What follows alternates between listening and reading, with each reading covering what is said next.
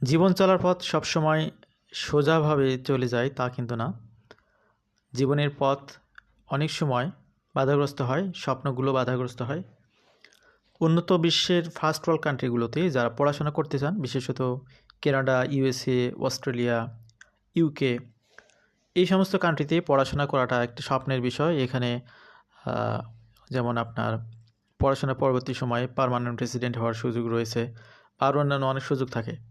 কিন্তু বিভিন্ন কারণে এই স্বপ্নটা বাধাগ্রস্ত হতে পারে। বিশেষ করে রিসেন্ট টাইমে কানাডাতে নতুন স্ট্রিক্ট রুলস করার কারণে স্পাউস সহ আসার সুযোগ আর নেই। বিশেষ করে যারা ব্যাচেলর প্রোগ্রামে আসবেন, এক্সেপশনাল কিছু কোর্স ছাড়া স্পাউজাল ওপেন ওয়ার্ক পারমিট তা ইন জেনারেল স্টুডেন্টদের জন্য বর্তমানে বন্ধ। মাস্টার্স স্টুডেন্টদের ক্ষেত্রে কমপক্ষে 2 বছরের কোর্সে ভর্তি হলে তাহলে কেবল স্পাউজাল ওপেন ওয়ার্ক পারমিট সহ আসা যাবে। এছাড়া নর্মালি যারা চেষ্টা করতেছেন ভিসার জন্যে, অনেকেই ভিসা পাচ্ছেন না, হতাশাগ্রস্ত হয়ে পড়তেছেন।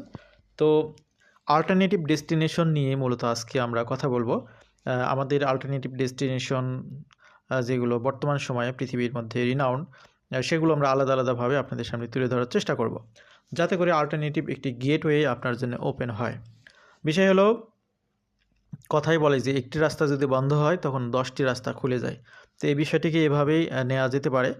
আর কানাডাতে কিংবা ইউএসএতে আসলে আপনার জীবন একদম স্বর্গময় হয়ে উঠবে তা কিন্তু না।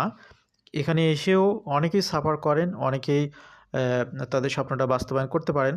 কিন্তু একটা পোর্শন থাকে, একটা সংখ্যা থাকে যারা আসলে এখানে আসার পরেও তারা অনেক অবসাদগ্রস্ততার মধ্যে দিনাতিপাত করেন।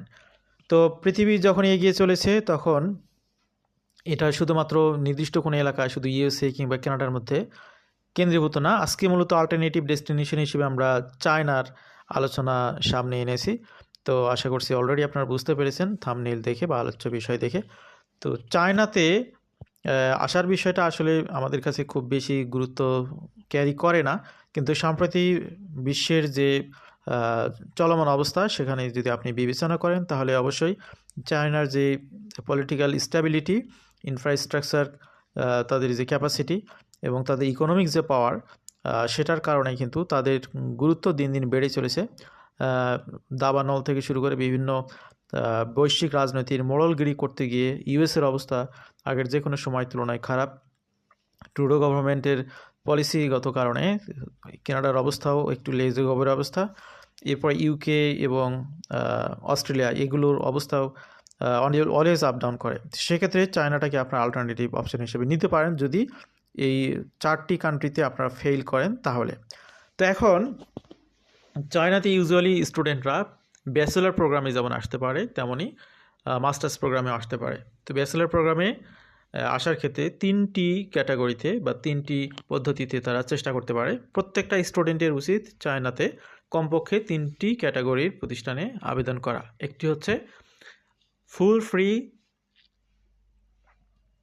স্কলারশিপ এবং সাথে অ্যাকোমোডেশন ফ্রি। তো এইটি পাওয়াটা অনেক টাফ এই মুহূর্তে। একটা সময় চায়নাতে আসা কিন্তু খুব সহজ ছিল, বিশেষ করে করোনার পরে কিছুটা সহজ ছিল, আগে তো সহজ ছিলই। রিসেন্ট টাইমে বিশেষ করে 2022 সালের পর থেকে চায়নার বিষয়গুলো অনেক কঠিন হয়ে গেছে। এখন কিন্তু ফুল স্কলারশিপ পাওয়াটা অনেক টাফ। এই জন্যে যারা চায়নাতে আসতে চান, যে সমস্ত ভাই এবং বোনেরা, তারা এখানে 3টি ক্যাটাগরিতে নিজেদের প্ল্যানটাকে সাজিয়ে নিতে পারেন। প্রথমেই তিনি চেষ্টা করবেন ফুল ফ্রি স্কলারশিপ পাওয়া, অর্থাৎ টিউশন এবং অ্যাকোমোডেশন দুইটাই যাতে ফ্রি হয়। এটি পাওয়াটা অনেক টাফ।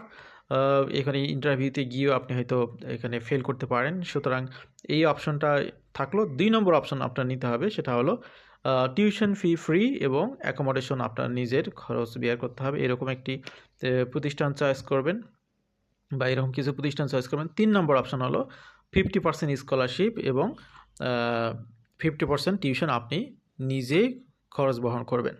তো তাহলে এই 3টি অপশনের মধ্যে আপনার অল্টারনেটিভ অপশনগুলো সবগুলো দিয়ে আপনারা চেষ্টা করবেন, করে যেটাতে আপনাদের হয় সেটা দিয়েই আপনি আসার জন্য চেষ্টা করবেন।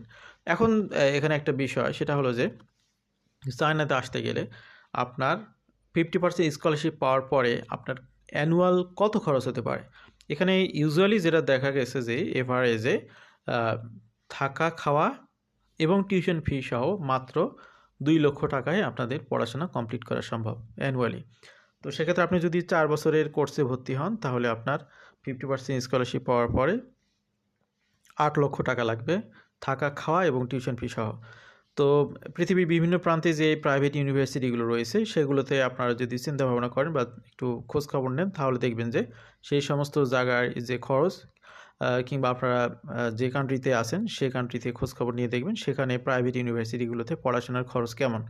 তো অবশ্যই খরচ অনেক বেশি। এখানে আপনি 50% স্কলারশিপ সহ আসার পরে চায়নাতে একটি ভালো ইউনিভার্সিটিতে পড়তে যদি আপনি পারেন তাহলে দেখবেন যে সেই মানেরই ইউনিভার্সিটি আপনি যে দেশে আছেন, যেখান থেকে শুনতেছেন, সেখান থেকে আপনি আবেদন করলে দ্বিগুণ খরচ হবে।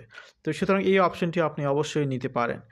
মাস্টার্সের স্টুডেন্টদের ক্ষেত্রে যেটি একটি সুযোগ থাকে সেটা হলো যে মাস্টার্সে ইউজুয়ালি টিউশন ফিটা ফ্রি পাওয়া যায়, অ্যাকোমোডেশনটা নিজেদের বেয়ার করতে হয়। কারো রেজাল্ট যদি ভালো থাকে, ব্যাচেলরে যদি রেজাল্ট থাকে 3.5 বা তার উপরে, এরপরে যদি আপনার আইএলটিএস স্কোর করা থাকে তাহলে এখানে আপনাদের জন্যে টিউশন অ্যাকোমোডেশন দুটাই ফ্রি হওয়ার সুযোগ থাকে এবং কিছু স্টাইপেন্ড পাওয়ার সুযোগ থাকে।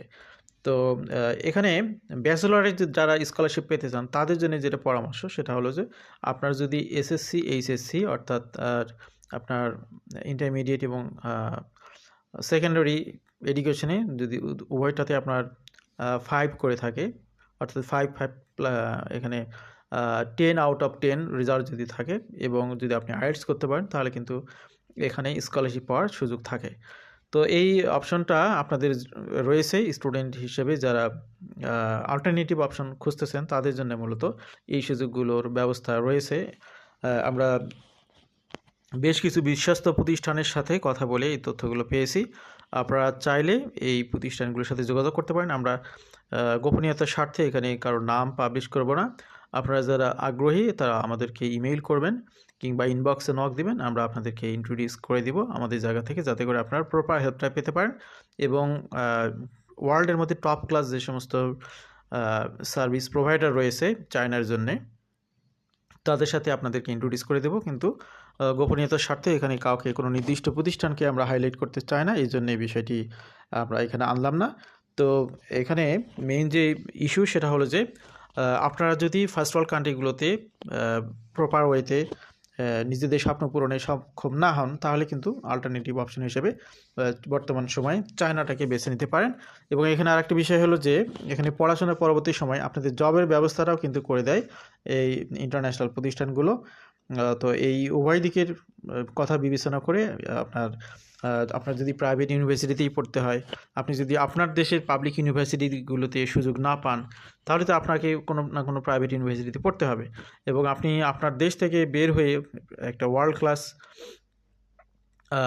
ইউনিভার্সিটিতে পড়াশোনা করার সুযোগ পান, অথবা দেখা গেল যে আপনি আপনার দেশ থেকে অন্ততপক্ষে বের হতে পারলেন, আপনার গণ্ডিটা আপনি পার হতে পারলেন।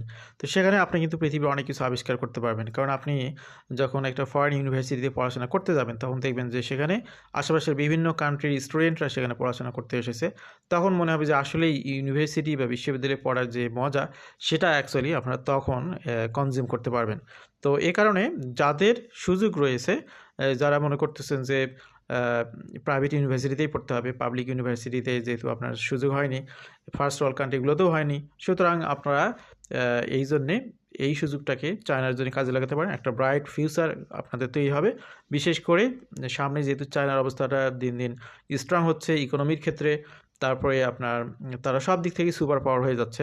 এই জন্যে তাদের সাথে আপনার যে অ্যাকোমোডেশন, তাদের সাথে আপনার যে চেনা জানা, চায়নার মার্কেট সম্পর্কে জানা, প্র্যাকটিক্যালি সেখানে অনেক বিজনেস সম্পর্কে জানা, এই বিষয়গুলো যখন প্র্যাকটিক্যালি আপনারা বুঝবেন, দেখবেন, সেটাকে আপনার ক্যারিয়ারটাকে কিন্তু আপনার ফার্স্ট ওয়ার্ল্ড কান্ট্রির মতোই আপনার ক্যারিয়ারটাকে টেনে নিয়ে যাবে, এটা আমরা বিশ্বাস করি। তো আমাদের সাথে যারা ছিলেন তাদেরকে আবার ধন্যবাদ জানাচ্ছি। আপনাদের যদি কোনো বিশেষ কোয়েরি থাকে অবশ্যই আমাদেরকে ইমেইলের মাধ্যমে জানাবেন, ইনবক্সে জানাবেন। আমরা চেষ্টা করব ডিসক্রিপশন বক্সে আমরা আপনাদেরকে প্রয়োজনীয় কন্ট্যাক্ট নাম্বার, অন্ততপক্ষে ইমেইল আইডিটি দিয়ে সহযোগিতা করার চেষ্টা করব। আমাদের সাথে থাকার জন্য আবার ধন্যবাদ। ভালো থাকবেন সবাই। আল্লাহ হাফেজ। আসসালামু আলাইকুম।